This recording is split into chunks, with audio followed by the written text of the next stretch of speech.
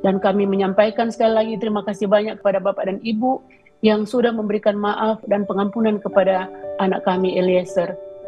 Momen pertemuan perdana Ibu Richard dengan Ibu Joshua usai vonis minta maaf dan menangis.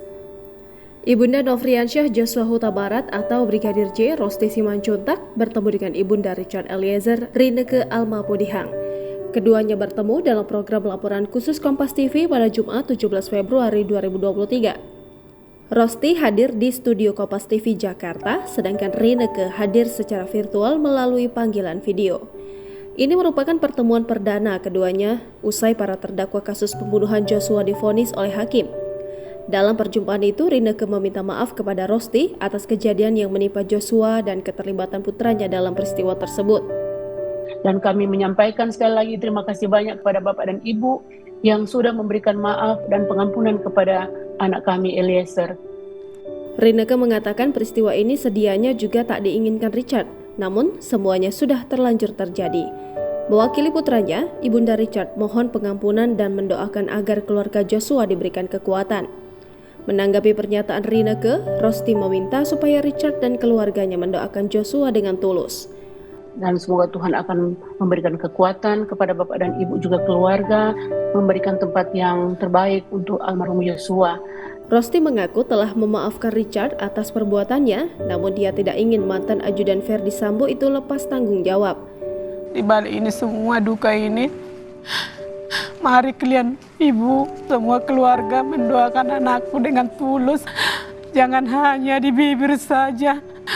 Hanya kalian lepas dari semua perbuatan itu. Tapi kami mohon, tetaplah anak kami didukung. Dan keluarga kami juga seperti perkataan ibu. Benar-benar dari hati yang tulus. Rosti pun memahami bahwa kasus ini belum tuntas lantaran Ferdy Sambo, Putri Chandrawati, Ricky Rizal, dan Kuat Ma'ruf mengajukan banding atas vonis masing-masing. Dia hanya berharap para terdakwa dihukum setimpal dan hukum ditegakkan secara adil dalam kasus ini. Kami berharap semua boleh mendapatkan penegakan hukum yang seadil-adilnya di negara kita, terlebih kepada rakyat Indonesia. Diketahui, hakim sudah menjatuhkan vonis mati terhadap Ferdy Sambo. Vonis ini lebih berat dari tuntutan jaksa yang meminta supaya mantan Kadif Propam Polri itu dihukum penjara seumur hidup. Hakim juga telah menjatuhkan vonis terhadap Putri Chandrawati berupa pidana penjara 20 tahun. Vonis ini lebih berat daripada tuntutan jaksa yang meminta agar istri Ferdy Sambo tersebut dipenjara 8 tahun. Terdakwa lain, yakni Kuat Ma'ruf, divonis 15 tahun penjara. Hukuman asisten rumah tangga Ferdy Sambo itu lebih berat dari tuntutan jaksa, yakni 8 tahun penjara. Kemudian, vonis 13 tahun pidana penjara dijatuhkan terhadap Ricky Rizal. Sebelumnya, jaksa meminta hakim menjatuhkan hukuman 8 tahun penjara terhadap mantan ajudan Ferdy Sambo tersebut. Sementara, vonis ringan dijatuhkan terhadap Richard Eliezer atau Baradae. Hakim memutuskan menghukum Richard pidana penjara 1 tahun 6 bulan, jauh di bawah tuntutan jaksa yakni pidana penjara 12 tahun.